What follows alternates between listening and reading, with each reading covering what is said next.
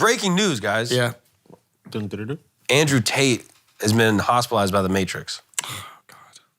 The last thing we wanted. What happened? Well, basically, he sent out a tweet and said the Matrix attacked me. And then there's like a news leak that's basically out saying that he was transported to the hospital. No one knows if any of this is necessarily true or not. And no one even knows who tweeted from the account because he's been detained Matrix wants for the past week. But then the information came out that he had, where was it? I remember screenshotting it. That he had like a medical condition that he had already notified them of. So he went to the hospital to seek help for the medical condition. I didn't know that. So it wasn't like I've been attacked. Yeah, I don't know. Might want to cut this, but did you see True Geordie's? One of the brothers was claimed to have a pre-existing health issue that he told a medic about, which led to him being taken to the hospital, Daily Mail reports. So I want to go on the True Geordie, because True Geordie did a whole fucking thing about him lighting him up. Yeah. It's really interesting. Like a few different things can be true about this. He can be an incredibly engaging speaker, have interesting thoughts about gender identity, and know how to package them in a way that just lights the internet on fire, be incredible at debate when it comes to these types of things, and also be funny. And also maybe be involved in some shady dealings with women and the sex cam business, and maybe the treatment of them. All these things can be true. And I think people are like using one to discredit the other when they're completely unrelated. Like, you can have a lot of knowledge about gender dynamics and know how to communicate it, while also maybe potentially have treated some women shitty. And guess what? Also treated women well. There could be women that are vouching for you that you did really treat well. Yeah. Yeah. Like, so all these things can be true. And I think like when you really are impacted by someone and really like love someone, and you've started to like craft your identity around them, you want to defend them because you're really defending yourself. Yeah. If your identity is interwoven with it, 100%. So it's like, same thing happens with Jordan Peterson. Of course. Like, people will rip on him and then people will defend him to the death. And it's like, you got to acknowledge, like, sometimes his tweets are crazy and out of pocket and like unnecessary. Yeah, but he's a man. He can mess up just like anybody They won't else. even see it because they're so tied up into his identity. Yeah. Which I think even he would say, and I think anyone would say, yo, don't make my message the only thing that you think about in your life. Jordan would be the first person to tell you that. Yeah. He'd be like, that's the most dangerous thing. That's what leads to tyranny. Yeah, you've created this like parasocial codependency that is not necessary and unhealthy. Unhealthy. Yeah. 100%. And Andrew Tate is like the same thing, where people rap themselves so much and they can't even acknowledge that his rap song sucks. It does though, right? Like, no, the song is trash. Wasn't bad. Stop, You think? bro. Wasn't You're bad. a fucking red pill, dude. Wasn't You're bad. fucking... Dude, Wasn't you're bad. fucking red. That looked like a I'm red pill, Hollywood yeah. movie. That's I what told you I signed up for Hustlers University last week. You are I'm doing fucking it. big I'm dick, all in. red pilled, opposite of a cuck. Nah, What is that shit was bad. Yeah. That shit was bad. But was it just like... Graded on a curve. What was it? Like, I'm watching this and I'm like, what fucking idiot? Who does a fucking song and puts out a music video? Like, what a fucking loser, right? And then, you This is know... the outfit you wore, actually. Open her up, open her up. No, but so what I was wondering is like, if he's doing it sarcastically, like if he's doing it in the way that we did open her up. Or if he's just having fun, it's awesome. If he's just having fun, then it's awesome. If he's doing it where he's like, I need to be famous, whether I'm going to be on Big Brother or whether I'm going to be on this thing, whether I'm going to do music, something is going to make me famous. I'm going to find a way to be famous. That's crazy, because he'd be so good at so many things. Crazy. It is rare.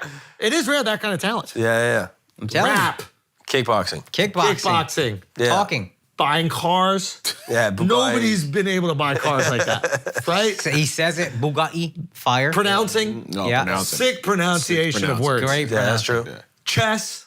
Yeah. I think he actually is good at chess. He's good at chess. Yeah. But yeah, it is one of those kind of peculiar things where it's like, okay, if this is all about like what gets me on and what makes me famous because I have a desire to be famous, then you start to look through everything through a different lens. Yeah. At least that's how I would kind of do it. If he's doing it to just make a funny video, kind of tease himself, and like this would be a hilarious thing to just put out, then I'm like, okay, that's kind of great.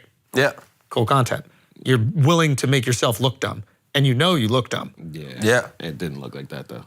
It didn't look like that. You can still make the song good, too, though. That's what Lil Dicky did. He was like, I'm gonna make a song that's like funny and kind of silly, like kind of put myself Self-deprecating. on. You can't compare him to Lil Dicky. You got to compare him to like Jason Kidd. You know what I mean?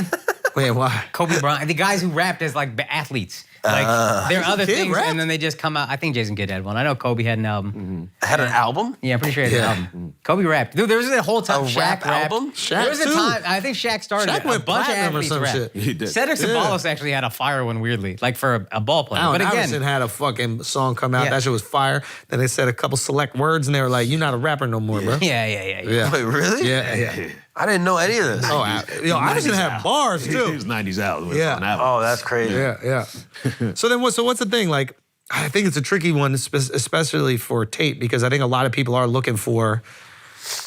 There's probably a lot of young men. This is the overcorrection, right? It's like a lot of young men probably feel like there's no voice for their emotional reaction to the popularity of feminism and the positions that are being taken by ultra feminists. And there is no like logical reaction for it. I think Jordan probably has taken some, and a lot of people followed Jordan Peterson because of that. And then Tate came in with like the most. Kevin Samuels came in. You've seen a lot of these guys, and like they're the overcorrection, which is like oftentimes when nobody's speaking out, the loudest voice is going to get listened to, and the loudest voice might not be like the most nuanced, specific one that can take on this issue. Yeah, and it can go over the noise. If a bunch of people are speaking, the guy who speaks the loudest can go over the noise. Yeah. Yeah.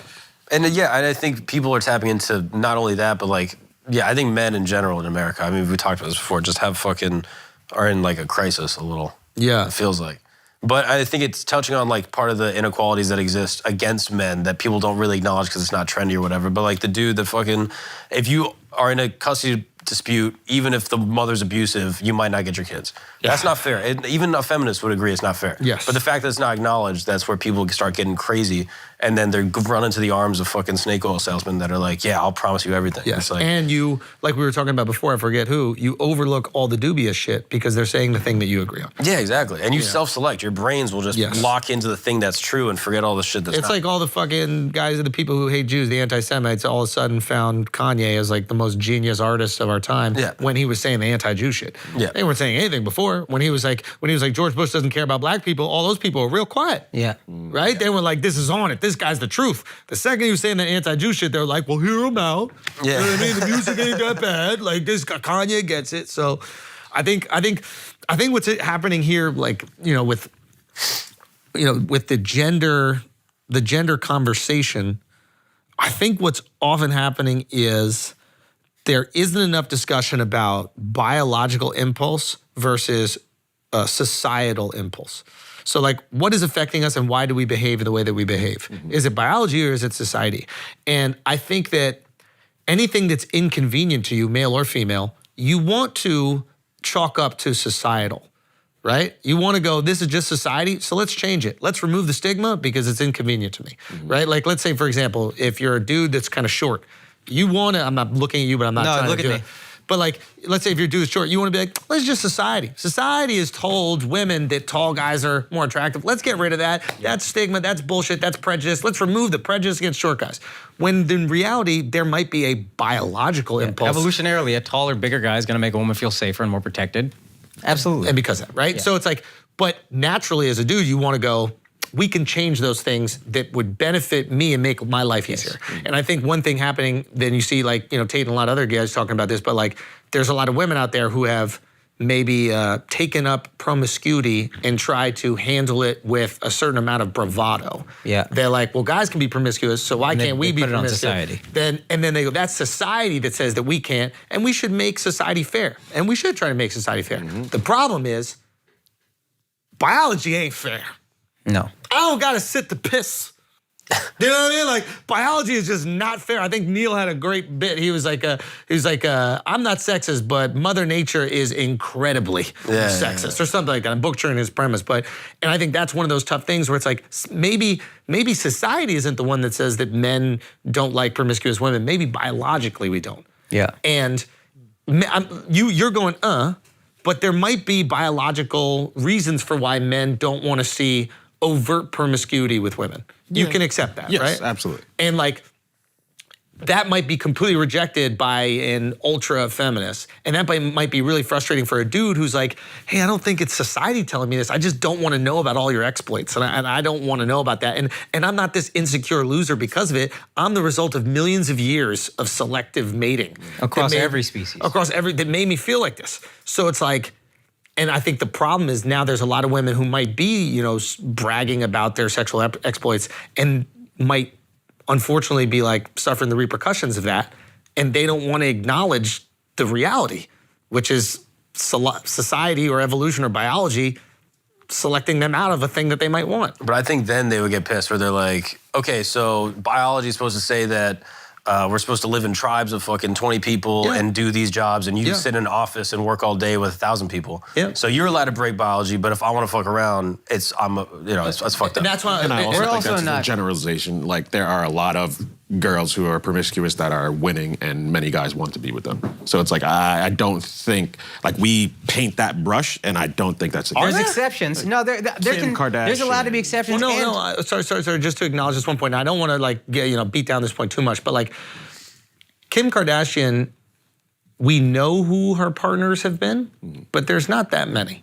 If you really want to calculate it, like we probably know of like maybe 10 people that maybe Kim has been in with the average public knows, and like 4 of them have been her husbands. But according to the manosphere, that's one too many. I think that's the overcorrection. They want virgins. I think that's the overcorrection. I think that's the exaggeration that gets all like that gets everybody's eardrums perked. Yeah. But I feel like the reality is we're talking about the girls who like, I got 100 bodies, I got 300 bodies. I'm like the girl who pops up in some fucking Instagram TikTok where it's like, I was sleeping with my boyfriend, then I went to a gas station and my ex cream pied me, and then I went, and it's like a guy hearing that, is going to go, I don't know if I want to settle down with that person. I think most of us in this room would say that, but the boyfriend that she's went back to had no problem with that. Here's what we're saying. That's not true, but I don't think. Oh, they split up? Yeah, he didn't know about it. She did it behind his back. Now. I don't think any of us are defending red pill type shit where it's like the most extreme. You can only have one partner, blah, blah, blah. Society has room to grow and evolve, and we shouldn't just have women, oh, you can only have one partner. Oh, we choose your husbands, etc. But evolutionarily, there is a thing in men based on the fact that I don't know if a baby is mine until like 1980 or whatever. I'd want a girl that has less partners. And I get to have more partners because that's the only way to ensure I'm having kids. If a girl has a kid, she knows it's his. A girl says, hey, that's your baby, I just got to take her word for it. Right. I get you, and that's based on biology, but now society, like we've grown, So sure, and so that's what I'm saying. we can progress to a point, but you're asking us to overcome, like Andrew used earlier, millions of years of genetic evolution in this thing. We had to overcome a lot of things. I know. This is the argument that people get into, and then it becomes, and I'm not saying that what you're saying is wrong. I think that what we're disagreeing on, not me and you, like the argument itself is basically pinned on how much is biology and how much is societal.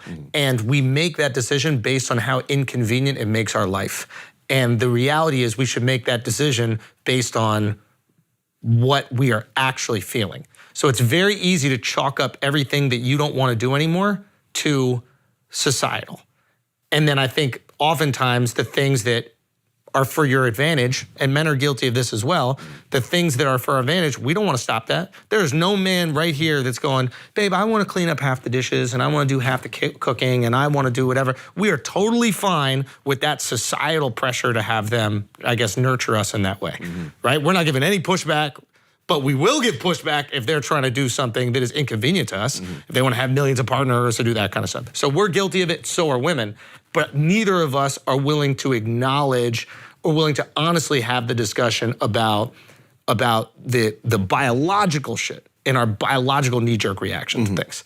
And I think that's just what it is. Some of it is biology, and it fucking sucks because it is unfair. And maybe if we both just came together and we're like, yo, this is unfair, but like, knowing you've been with 300 dudes, that shit just makes me feel uncomfortable, and I don't want to handle it. And maybe in 100 years from now, or 1,000 years from now, or 2,000 years from now, we won't care. Maybe. I just wish it was one of these types that didn't package it the way that the manosphere guys package it. Or the way the feminists package it, right? Yeah, because like, I feel like both sides are just too like. Yeah, the manosphere is the equal and opposite reaction to feminism, Yeah. which is like, I should be able to suck a dick every single morning for breakfast, and then nobody should judge me for it. Yeah. And it's like, well, now a manosphere dude's gonna come out and be like, you need to be a virgin, right? Yeah. But somewhere in the middle is like, yeah, you should have partners and be able to like live a life that's consistent with the technology we have to protect yourself from getting impregnated by someone that you don't want, while at the same time recognize that maybe being with too many people is gonna, for whatever reason, turn off. And we're talking about millions of years of dating or mating has created this way, is gonna maybe turn off a suitor that you might really like. You know what I mean? Yeah, it just